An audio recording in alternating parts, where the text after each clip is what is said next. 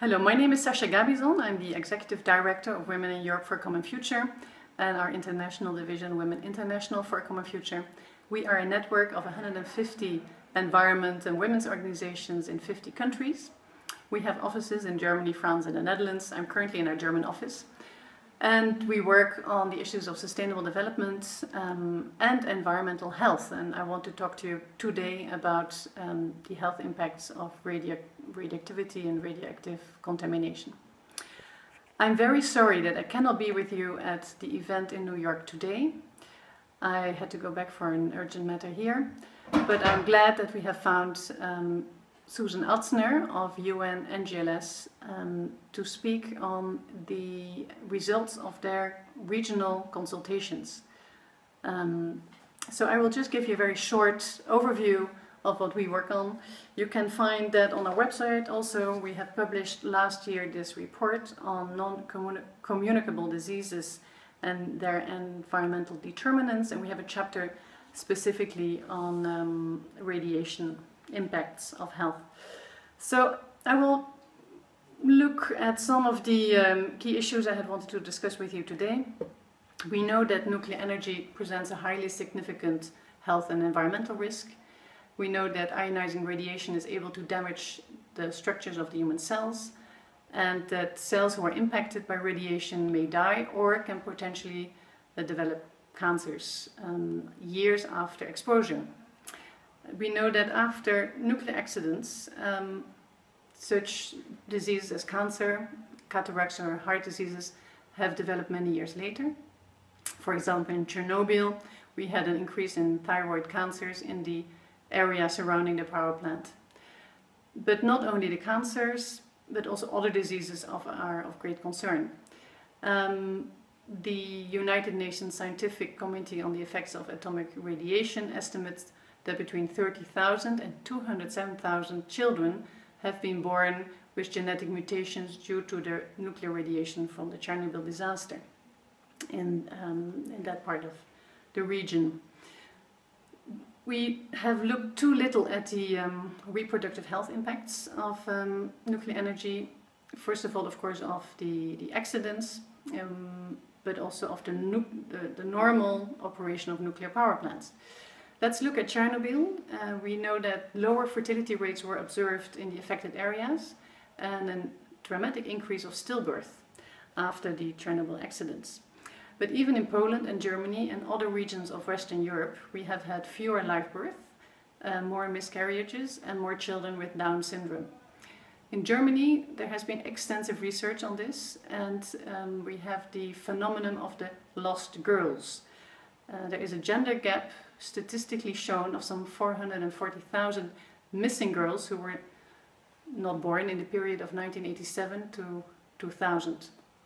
At the moment, there is a lot of work being done on this, and Dr. Hagen Scherp and colleagues are presenting it next week at the German government with latest updates, not just about the Chernobyl figures, but also showing that at normal operation of nuclear power plants in Germany, we have less girls being born in a radius of a radius of 35 kilometers around the nuclear power plants.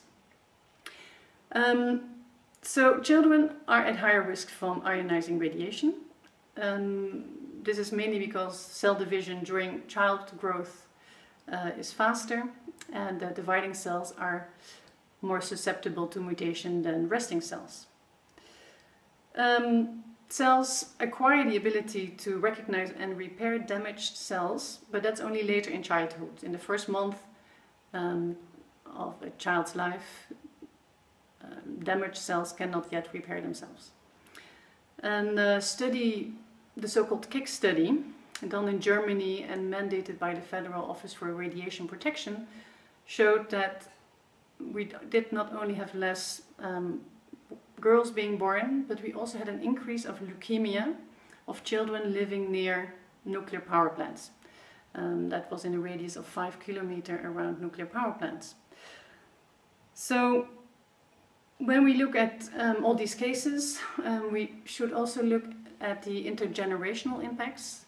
Our Russian partners currently have a number of cases, 7 cases, which were brought to the European Court of Human Rights, of grandchildren born from grandmothers who had to work in the nuclear cleanup of the Mayak nuclear accident in the 1950s. So that is the terrible thing, that we have irreversible long-term health impacts, not just on this generation, but also the next and their children, and maybe even beyond that generation. So when we look at these figures, we understand that children are specifically sensitive to radiation exposure, but also women. Women have a greater health risk, and the United Nations National Academy of Sciences in a report in 2011 finds that women are probably 50% more susceptible to radiation than men when you look at the same radiation dose over a lifetime. And this is because, amongst others, women have different hormonal systems and cell growth in certain tissues, such as in breasts, which make them more susceptible. Therefore, we need better regulation to protect women and children fully. The current legislation is not enough.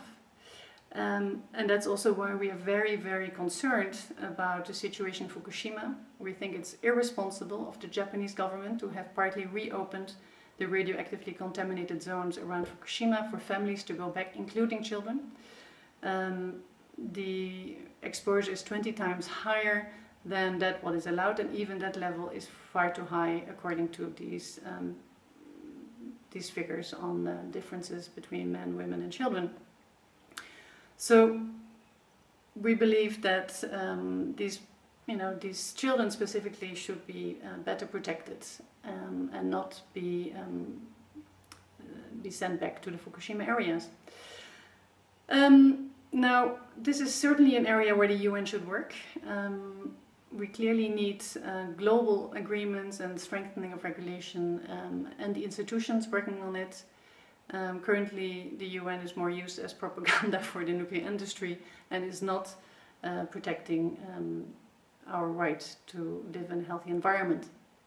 So I'm very sorry I cannot be there to further discuss these recommendations with you. We have many of them in our report. You can download it from our website. I wish you a very good discussion. I hope we can use your recommendations in our further work with the United Nations. I thank you very much for your attention. Bye-bye.